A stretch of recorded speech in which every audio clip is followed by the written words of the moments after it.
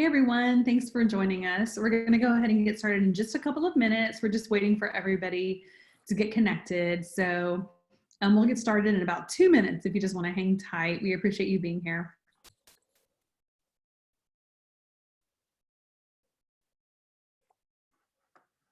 We're just giving everybody 1 more minute. We'll start at 12:02 to get in. So just a second and we'll get started. But thanks so much again for joining us.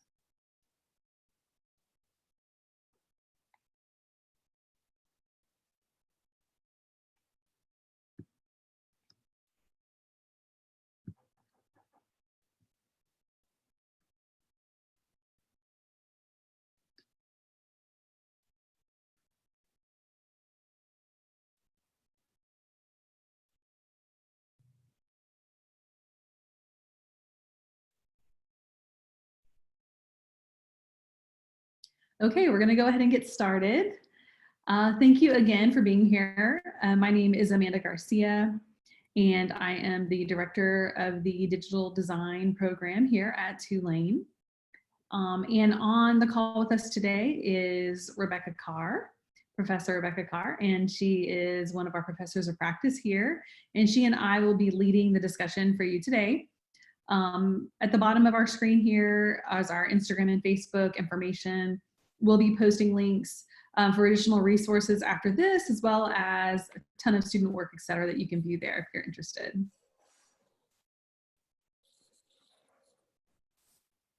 Okay, so I'm going to go ahead and turn it over to Rebecca, and she's going to take us through a quick overall explanation.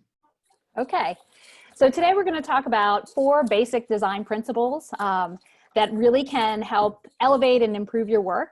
And they're easy to remember because they comprise a really fun acronym. So the first one is contrast. The second one is repetition. And the A stands for alignment, and the P for proximity. And these were adapted from a book by Robin Williams called The Non-Designer's Design Book. So it's applicable to designers and non-designers. It has, explains in depth these principles, and it also has lots of other good graphic design tips. So you all should have received a link in your email with this little handout that we made for you guys, just so you have all the terminology. So if not, you can still directly download it right here. Okay, so the first principle we're going to talk about is contrast. Contrast is achieved by having elements that are really different. You don't want to have too many similar elements. And the reason we want to do this is because we want certain things to stand out, and hierarchy is what we're trying to achieve. So hierarchy is the order of importance. What's the most important thing on the design? Like, what do you need to see first to know what it's about? And what's the second most important, et cetera, et cetera. So contrast is one of the main ways we can achieve hierarchy. So we can show contrast, and we'll look at examples of all of these through size, texture, isolation, shape, color, subject matter, and location. So in this silly little illustration, okay, you can see on the left, these two guys obviously look very similar, right? The only difference is their hair and their little shirt pattern. But on the right, they couldn't be more different. So there's a contrast between them. You would not confuse one for the other. Okay, and this example, it's only type, but you can see contrast is achieved by a huge, bold typeface saying tonnage. And not only is it big and bold compared to the other type on the page, but it's also running down vertically, and the meaning behind this is that it's showing its weight pushing the other thin, small type up.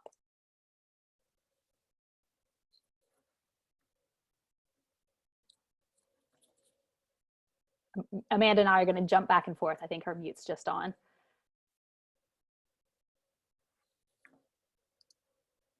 Amanda, it should be unmuted. Okay, got it. Thank you. I got sorry about that. So when we're looking at contrast, this is a poster for the Joker, and they're using contrast in many different ways here. So what we see is contrast in color. So you'll notice that the word Joker is pulled out in this bright white against this darker, very, very dark gray, black and dark green background. And so because of what's around it, it has a high contrast to the background. The word Joker also has a high contrast to everything else, all the other typography, because it's kind of a distressed typeface, right? So the typeface itself is very dissimilar to other things around it. And so therefore it has high contrast. Also, you can see just a quick little design tip, and we're gonna give you some of these as kind of we go through. When you are looking up on the poster, the eyes are looking at the Joker typography. And so their eye line looking up at the Joker, that is a technique that we use in design quite a bit. So if you have a human figure and they are looking a direction, it's always a really good idea to align the text or typography with where that human is looking. Studies have shown that we actually connect with people's eyes. So if you have a photograph or a photographer that you're art directing for an ad, and you know that the person in the ad will be looking a certain direction, make sure that there's enough negative space in that photograph for you to then align typography with that image. Thank you. Okay, so this is another example of contrast with typography. So overlapping two different typefaces here allows enough contrast for this to be very legible. Can everybody see this on the screen? Everyone see the examples? Can I get a thumbs up? Everybody good? Okay. I know Janelle is having a hard time seeing the samples. Janelle, we're sharing our screen, so I just want to make sure that you're able to see what we're sharing. Maybe Sam can kind of help troubleshoot that with her. Okay, so the way that we are experiencing contrast here is a couple of ways. Once again, different typefaces, right? And also in color. So we have this red type on top of this lighter gray type. And so that provides a contrast in color. Typically in design, you don't want to overlap text like this, right? And it would be like a big design no-no, but because they're using good contrast, they're sort of able to break some rules because they're doing it really well by using different families as well as color. Okay, so on this example, which newsletter of these generic newsletters works the best? So the answer secretly is usually always on the right, but the one on the right, because it's using contrast. Okay, so the subheads are big and bold, and they are slab serif. They're different from the overall text, right? And then the big headline, the another newsletter, is reversed out of black, like Dr. Garcia just talked about.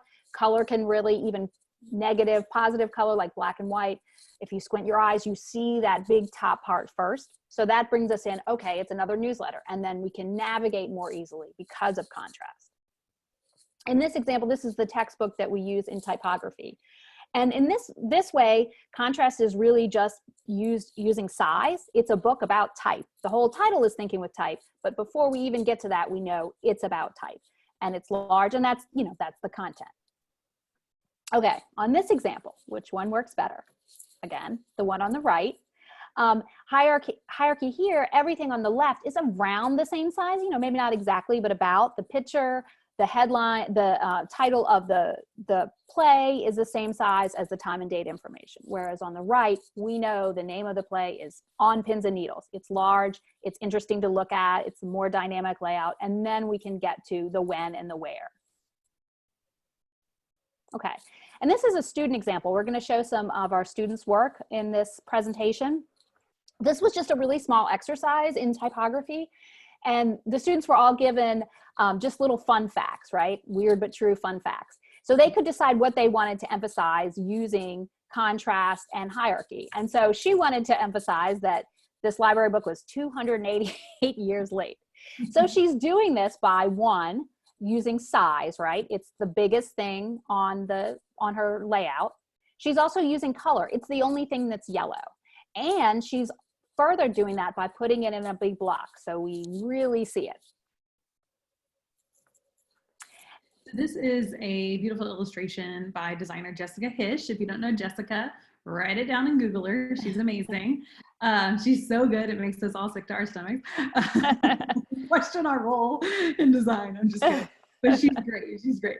So Jessica uses all of our design principles perfectly. And this one we thought was a really great example of contrast. So here, let's see all the different ways she's using contrast. Number one, in color. So I know that we talk about color first a lot, and that's because studies show that the human eye is drawn to color. So if you, before you read anything, the eye is drawn to color or look at an image. So if you want to emphasize something, make it stand out using color. So here the word weekend is in white, right? And so obviously that's something that the designer wants us to see first. Then 40 is huge, right? It's also, so size is in contrast. It's also orange. And then that fork kind of leads your eye down the page to the word eats, which is in a blue. So contrasting all of these different things with one another, the type, the size, the color, and then where everything is positioned on the page creates hierarchy. So the designer is leading your eye through the page using contrast. Notice that weekend is white, and then dishes every Washingtonian must try. Those are both white. So your eye will make the connection between those two things. So typically when you're designing something, think about, what do I want them to see first, second, third, hierarchy, like Professor Carr said. So when you're leading the people through your page, the user through your page or through your website or through your app or packaging or whatever you're creating, not just a printed page, right? We're going to look at some 3D examples in a minute. You really want to consider, how can I use these 4 design principles to kind of instruct my viewer how to read or to view this? Okay, in this next example, you know, in a lot of the things we've looked at, the most important thing is near the top. In this example, it's near the bottom, but we know it's the most important, not only because it's larger, but what's the other thing that gives us a clue that the name of this event, Chance of Showers, is the most important? It's the red color, which is contrasting with the kind of dull gray umbrellas. And you can see there's a lot of umbrellas repeating, but it's that one big red pop here that our eye goes to, and then to the name, Chance of Showers. Mm-hmm. Okay, this is an example by designer Chip Kidd. And this is a book, and you can notice the contrast here, right? It's this really serious serif typeface. It's centered. It all seems like very serious. And then written in marker, like in a real rough hand, is fraud, right? So there's a huge contrast. It's a conceptual thing too, but it's also just like a straight up contrast between the serious and that marker handwritten. Okay, on this redesign for Target's Market Pantry, which one is using better type hierarchy through contrast? It's the one on the right, right? Because we know right away it's cooked shrimp, and we can tell what it is before, you know, this one is all kind of small and about the same size. And so it doesn't work quite as well. Okay, and just to stay on the Target theme, on this example, I'll let you guys kind of have a second to think about, what do you see first? What has the most contrast in this piece? There's a lot on this page, but what has the most contrast? And I know everyone's muted, but I'll just answer it for y'all. It's the red color, right? We see the red, we see the Target, the red Target logo, we see the lipstick, the kind of glamour here, and then the play on words, less from fabulous. You're gonna get to achieve this look for less. So that's the how contrast is used here. Mm-hmm. Okay, so hopefully that everyone understands contrast, and we'll kind of mention it in other designs as we go along. The next principle is repetition. And so repetition is important because it is repeating visual elements, and things that are repeated can be shapes, colors, textures, typefaces, spatial relationships. And the reason we want to use repetition, especially among something with multiple pages, is because it gives us a way to tie everything together. It organizes, it unifies, it tells us where to go when we're looking at something. Okay, so let's dig into some packaging. So typically when you have multiple items, like in a package design, or multiple pages, or if you're going through a website or an app, you want to make sure that you have elements that are repeating to lead the viewer and to teach the viewer what to expect and what to know as they move through the individual items. So this is a packaging design for AgroCal. And you can see how everything is branded similarly. It's very consistent. So consistency is also a way, repetition is a way to achieve consistency. We hear that word a lot in design. Everything from the color palettes, this like natural wood, the natural paper on the packaging, to using just one color, which is black, right? So that's very, very consistent. So they're repeating color.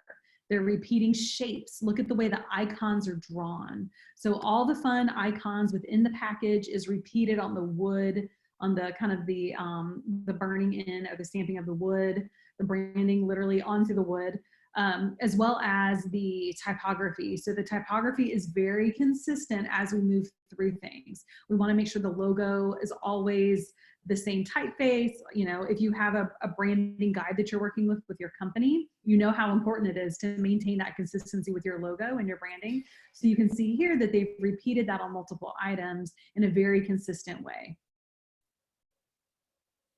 Okay, so on this example, again, market pantry, it's, you know, if this was on the shelf, there's two different types of butter. And we want to know that they are different, right? So the one's white, one's red, but we also want to know that they're made by the same, you know, they're going to have the same price and they're both made by Market Pantry. So the way that they're doing that, even with them being two different colors, is everything else is treated the same. The way butter is written, just the placement of everything else. You know, some minor things differ, but it's a repetition there, so we know that they go together. Mm-hmm. Now in publication design, repetition is very important to help us navigate. You know, we always know that we know where to expect the page number. We know where to look because we've seen it on one page and we know where to get to it on another page. It can be a really fun way to repeat elements, but in making them look different, right? We don't want every page to look the same. Then it would be boring and we wouldn't want to look at it. So here's an example where this is the introductory spread and it's this really cool custom typeface that was made just specifically for the Olympics, right? And so we see it big here on Lindsey Vonn's name, and then we see it repeated in the inside spreads. So this is an app design done by one of our students, and she wanted to create an app that was kind of a matchmaking app for adoptive animals and potential pet owners. And so it's called Smitten. And many times when you're working through apps on your phone, just think about apps that you use every day, whether it's Facebook, Instagram, Twitter, your banking apps. You know, we're all using, I know I'm using Shipt, like a grocery delivery app. As you move through those pages within the app, there has to be a form of consistency or you would never know where you are. You wouldn't know where to look, right? So think about where the small little icons are within the apps that you use. They're usually always in the same place as you move page through page. Typically the logo or the branding is going to be in the same page and the same place on every single page. Here you can see that this student is actually Tamsin Jenkins. And so whenever she designed this app, you notice that the little heart is always in the same location. The color is repeated. The icons are repeated. And the way that she's cropping the images, etc., is repeated. So that way it's very consistent as users move through the app. So next time you're looking in one of your apps, kind of think about that. This is a menu design by another student named Katie Stern, and it's a beautiful pretend menu project for one of my favorite restaurants, Babs, Bywater American Bistro. If you haven't been, you should definitely check it out. And so here she is using repetition in color, right? Typography. Just another quick little design tip. When you hear us talking about typography, we're talking about fonts. And if you're not familiar with that word typography, it's the study of type, right? And the way type is made. And then you can see she's using what we call two different type families. So you may have heard us reference this previously, but this is another little design term and lingo. When we're talking about type families, that is, you can think of it as you are a particular member of your family. You're one person within your larger family. Right? So for example, the cheese and charcuterie, that is a specific, that's probably Bodoni, right? Which is an overall type family. The regular or Bodoni italic. Those are typefaces within the family. So when you're referring to design and you're talking about the overall type family, so I could say she's using 2 type families here.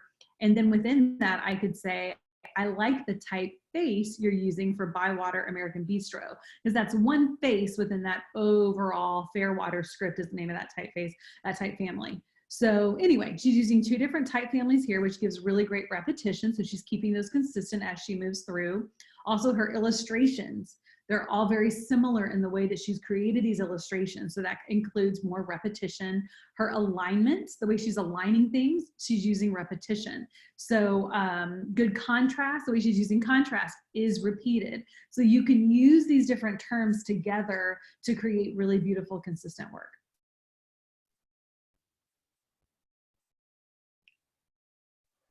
Okay, and here's another look at an earlier edition of the book Jacket designed by Chip Kidd, Fraud. And I just wanted to show that, you know, on a 3-dimensional item or something where you turn the page, you want to see the same thing more than once, just so you know that it belongs together. So this is a really nice way that he's repeating the marker look on the spine and on the back. If we just saw the spine of this, we'd know that this was the book, we'd recognize it. Okay, also the element of repetition can be used in type and an image. As you can see here on the right, the marionette has these strings, you know, that are holding her up, and that they're using that same treatment on the type, not just with the lines, but also the movement of it. And this example is also using the overall image repeating with the type, and these really bright, fun colors of these ribbon hands are being repeated down here in the type.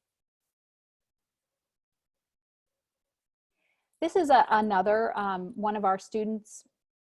This is Nicole McCon, and this was a project that she did for a service learning client here in town, a local client, the Coalition to Restore Coastal Louisiana. And so this was for an event called Celebration, and hers was the one that they ended up choosing and using, and we were really excited about it. So she ended up coming up with a solution for this design where she hand lettered and hand painted this piece of slate to, you know, mark this celebration. And I just want to show you that within a overall project, there's ways that repetition can be used, even if it's something as simple as an email signature. So she's obviously repeating the same treatment here on this postcard, this little, you know, thanks for coming kind of postcard. And then also just in the promotion of something as simple as an email signature, she's repeating that same treatment, but it looks a little bit different, but we know it's all the same thing. So this is a project by a student that just recently graduated, Lauren Andres, and this is for the Peristyle Cafe. So this is a pretend cafe in City Park, and you can see that how, once again, on multiple pieces, she's using a similar imagery style. Even though it's not exactly the same, it feels very consistent. She's using a similar color palette, so she's repeating the color in the forks, knives, and spoons. She hand painted the lids of the coffee cups, so this is all handmade from her. She's using this purpley gray color throughout. She is also using repetition in logo placement and how the logo is treated. And so once again, multiple pieces using repetition creates overall consistency.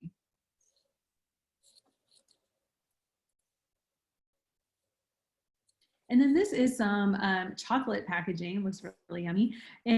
And you can see how they have many different packages for this chocolate line, but how they are using good repetition in the style of the imagery, the way that they're treating the color. So even though the colors themselves do not repeat necessarily, it's the way that they're treating the color blocking and the placement on the page that is repetitive. Also noticing down kind of toward the bottom where they're talking about the size of the bar, they have the pretty little droplet with the color that's in the same place every single time. The logo is treated the same. So if you were to see these on a shelf, you would know that it's under the same branding, even though each one has their own color palette. Here's another publication design example. This was actually done by one of our students, Lauren DeBott. And you can see she has a few things that are repeated here. You see this little pattern that she's got in the background. It's kind of like the wallpaper behind this really nice hand-done lettering that she did. And we see it again in the corner. The style of the I guess instruments of the killers are also, yeah, also repeated. And of course, she's repeating type families. You know, you can really recognize this one with the little curly elements to it that she repeats, you know, on important headings and the starting point.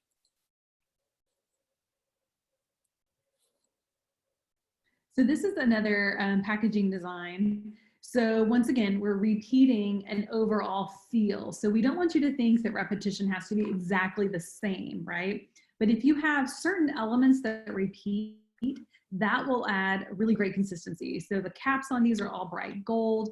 Even though the patterns are wildly different for each, there is an overall consistency that makes this feel like one unit, as well as logo placement and logo treatment.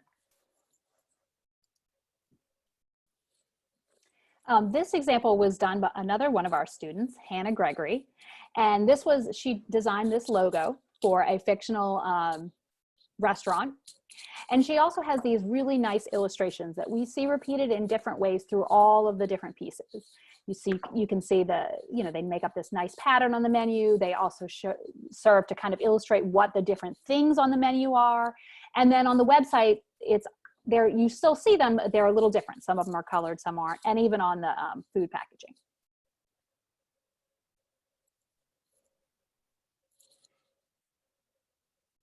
Okay, so this is a set of icons by one of our students, Megan Calvin, and she created this set of icons around an overall theme. And so what you can see here is that the color palette is repeated, her line weight. So even though each of these is different, the line weight is consistent.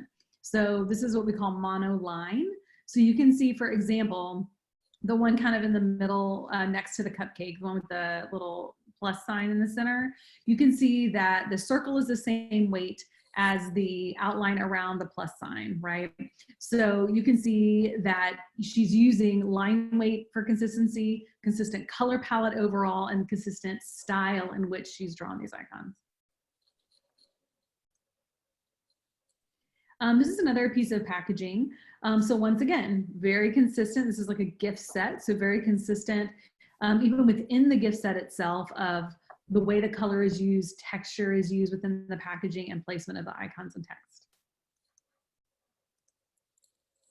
And this example, I just wanted to show that, you know, sometimes the actual type itself can repeat what is happening in the visual. So you can see these really cool rolls of paper are repeated in the style of the custom type that is made here. Okay, and moving on to RA in our acronym is alignment. So alignment is the visual connection from one element to another on a page. So nothing should ever just be randomly placed. That doesn't mean pieces of design can't have a lot of energy and fun. It just means that everything should have some connection to each other. And so alignment is achieved by having an invisible line, invisible horizontal or vertical lines that connect one thing to another.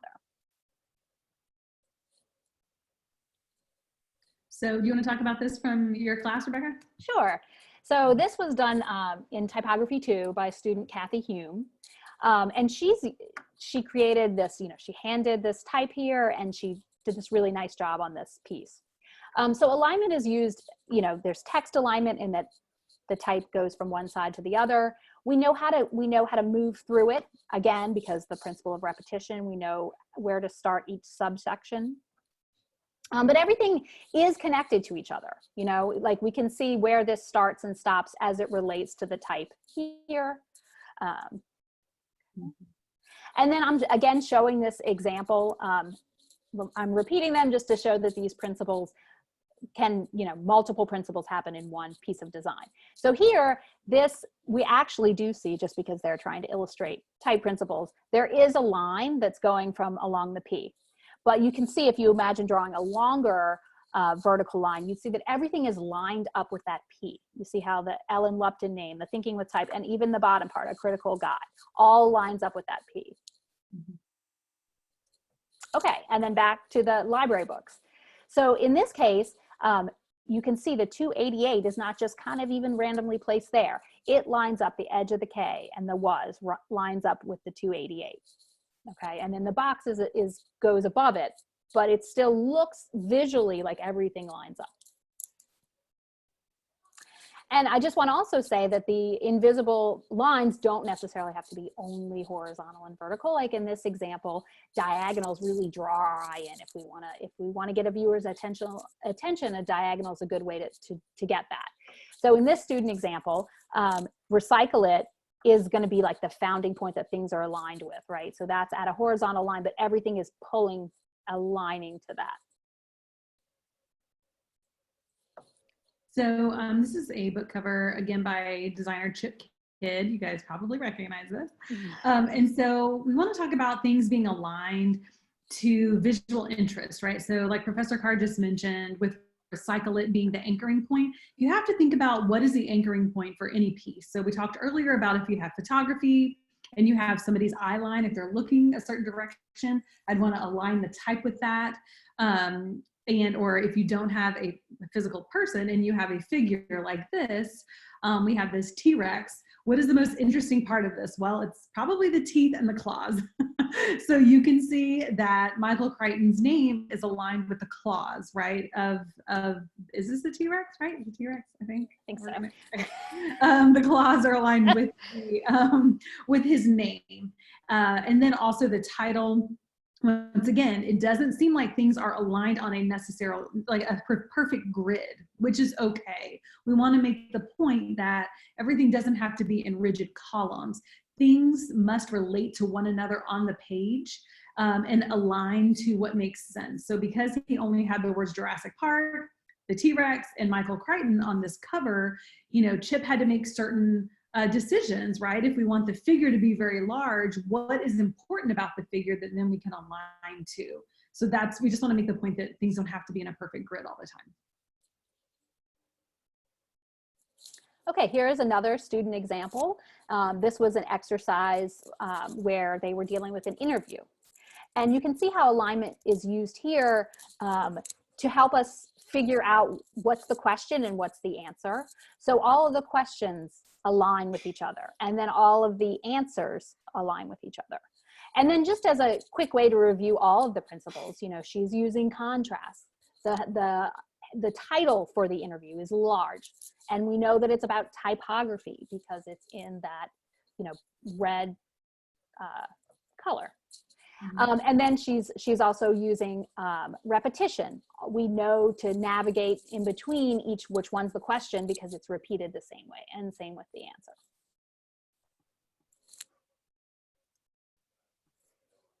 Okay, so this is an infographic. So infographics are huge within our profession.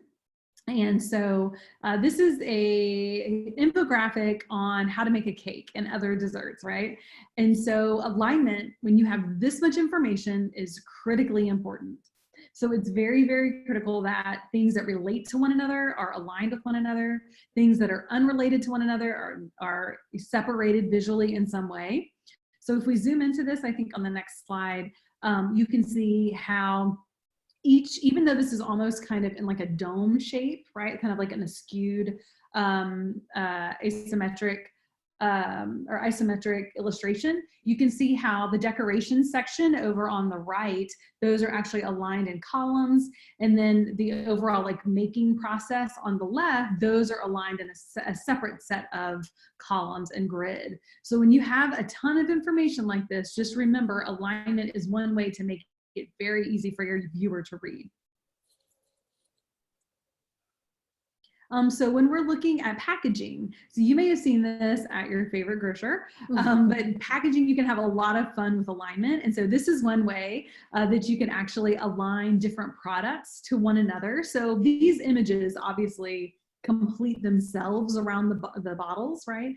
But if you turn them just right, and for merchandising's sake, align them like this on a shelf, you get one image. So think about it if you're working on packaging, or if you have like a series of posters or anything like that that you're working with. Think about how you can have fun with alignment to add more to the story. And then once again, back to our menu. Alignment, once again, with so much information, right? Alignment is a way to add consistency and make it easy for your viewer to understand what they're reading. So this is another set of packaging for tea. So when we're thinking about alignment here, and we could have really done anything with this package design, right? But when we're thinking about alignment, the title and the description are very easily aligned. And then we see that we're using this beautiful photography center aligned on the overall page in a very non-distracting way to everything else that needs to be said. So this is a lot of info about these different tea sticks is what they're called. And so in order to make it easy to understand, they've used really great alignment and contrast. And once again, shelf presence will be really beautiful here when you line them up. All the colors in the top half will align on the shelf. All the images will align against the bottom on the shelf as well. Okay, so that brings us to our last acronym, our letter in our acronym, proximity. And this one is probably the most confusing, difficult to understand, but it's in some ways the simplest in that all it's really talking about is the idea of grouping items that relate to each other, right? So when items are close to each other, they can kind of become one visual unit rather than separate. And so, you know, for example, a product photo, the price, the description are all together, so we know that they belong together. So it helps us, again, like repetition, it helps us organize information and give structure.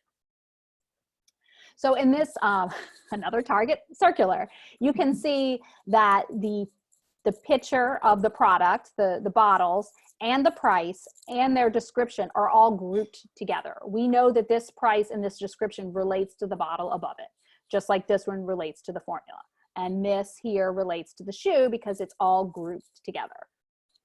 And they, you know, they are able to do this in a really balanced way. We feel like this is a surface, but yet they're still taking this ton of information and keeping the things that relate to each other together.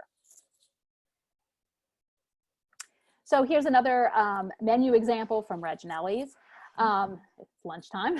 But yeah, so we have to navigate a menu when we're trying to figure out what we want to order, right? So obviously the grouping of all the appetizers are together in one column. I know this seems like really basic, but it is important in design when you are sometimes given a bunch of text that doesn't quite make sense together until you put it together. You put it in groupings. All the salads are together. And then even within the individual listings, you know, the name of the item, the description, and the price are all grouped together.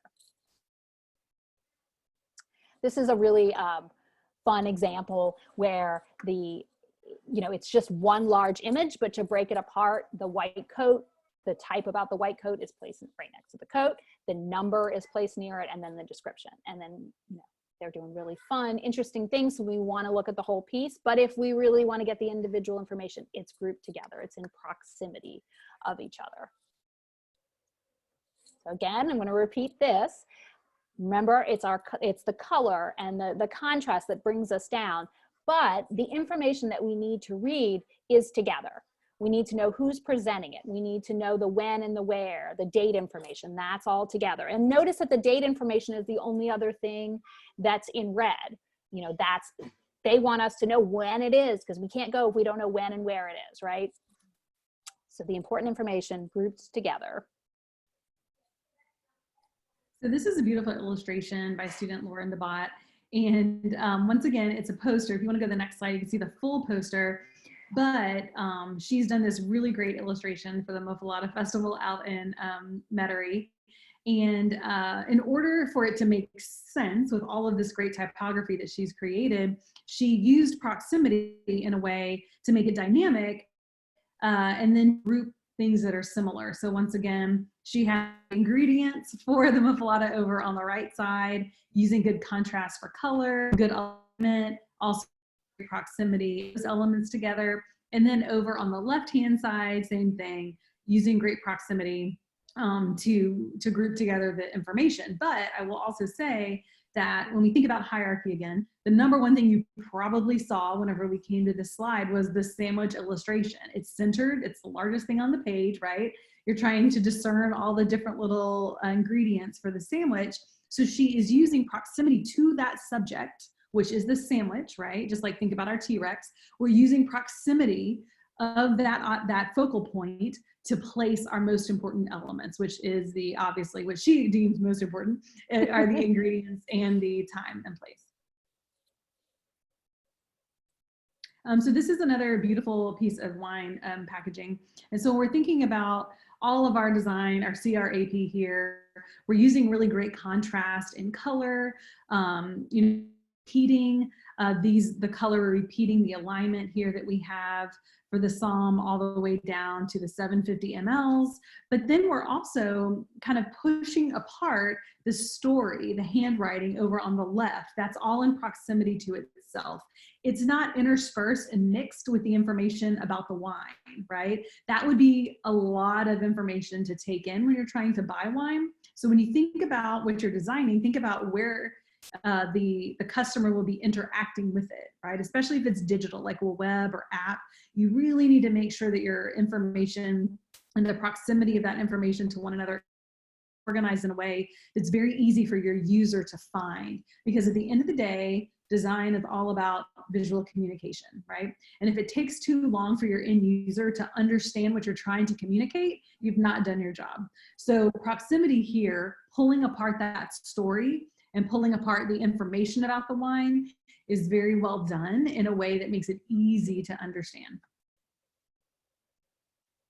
This is a poster for A Star is Born. We're probably all familiar with this. And looking at proximity, although it employs, once again, all four of the principles that we talked about, when we really think about proximity though, let's start with the first question you always ask yourself, right, is what is my focal point? So I'm gonna give you a second to think about what's the focal point here. What have we talked about? If you wanna put it in the chat, feel free. So what is the focal point? What do we see? What are we drawn to first based on everything we talked about? Anybody remember? We're drawn to this. That's right, the eyes. Yes, you saw the title, the couple. Okay, good. So, what we've learned is that when we humans, we're first drawn to their faces and then specifically to their eyes. So I would, say that we're probably drawn to their gaze first, that visual connection, right? The image is in black and white. In theaters, October 5th is in black and white. Their names are in black and white. But then in this way to sort of add contrast, and in separate proximity is the title, which is in this gold, right? So once we look at the figures, then we see how the B connects to Bradley Cooper's beautiful head. And that brings us up into the title of A Star is Born in that gold. So you can see how they're sort of like stacking the text using really beautiful alignment, the proximity of the image, the focal point to the text, how your eye sort of led down to the image. They're using really, really great proximity in that way. And then we also wanted to show an example of how you can just break all the rules, right? So if you're not familiar with James Victore, it's V-I-C-T-O-R-E, Google him. He does live broadcast every day at 2 o'clock from his Instagram account as well. And he talks about some of his books, so we would definitely recommend you checking that out. And this poster is free for you guys to download. We'll talk about it in a second. But he took his overall concept and he said, this is a poster he did for us, that we commissioned him to do because our school of SoPA, we have traditional students, we also have non-traditional students that are working adults or professionals that are either getting a second degree or they're looking to enhance, like if they're a designer, they may want web skills, if they're in PR, they may want design skills, etc.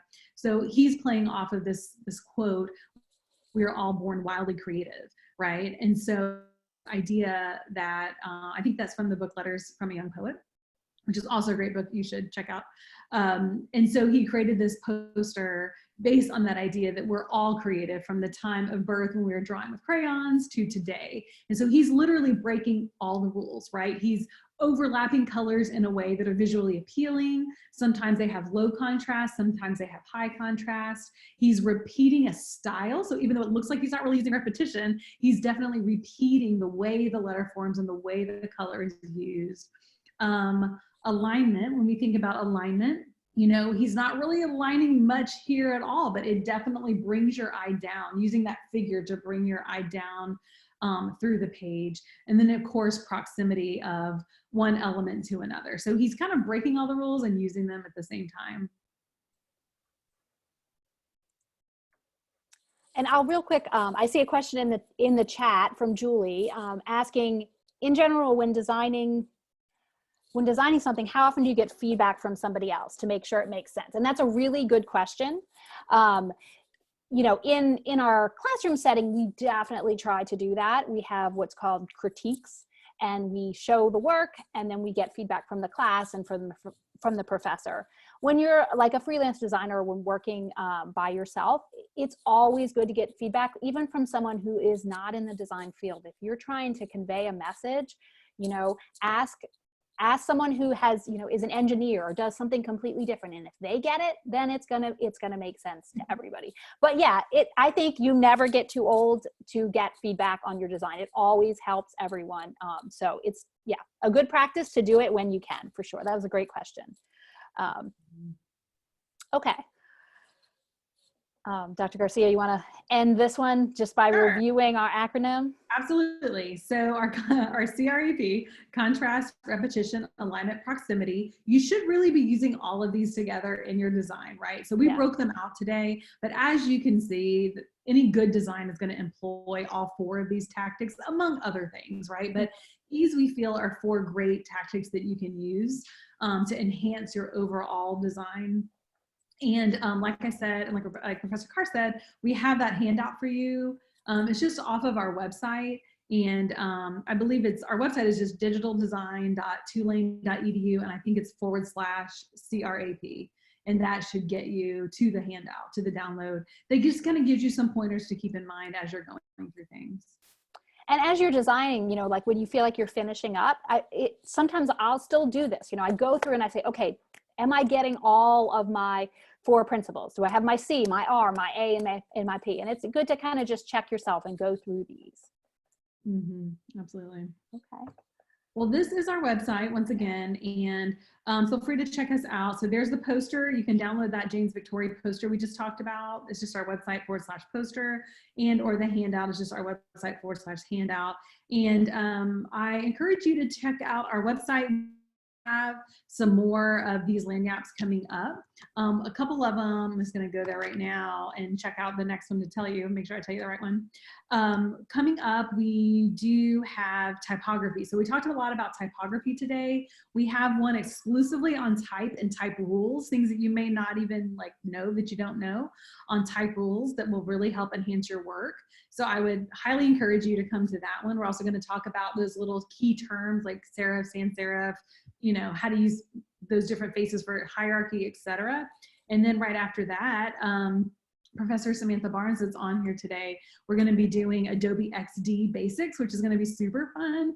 And so if you've ever wondered how to do a prototype of an app or a website, Adobe XD is a great piece of software. It's super, super awesome. Drag and drop. We're going to use some templated pieces to make it really easy for you. So that way you can kind of get in and have fun with it. So I'm getting a question on the chat. Does our office offer services? Yes, absolutely. So we have a couple of ways if you're interested in engaging with some of us or our students. We have service learning projects. So if it's a nonprofit or for a cause, sometimes we can incorporate it into a class for projects. But then we also have something called our co-op. So if you go to our website, you can find more information on our co-op. And basically it's a hand-picked group of students every different semester. And you basically pay a very small fee and where our students are paid and our faculty are compensated to then provide full campaigns and services for you. So that's under our website. If you click on sponsored projects or just digitaldesign.tulane.edu /COOP. So it looked like coop, but it's co-op. And that'll give you more info on that. Yeah.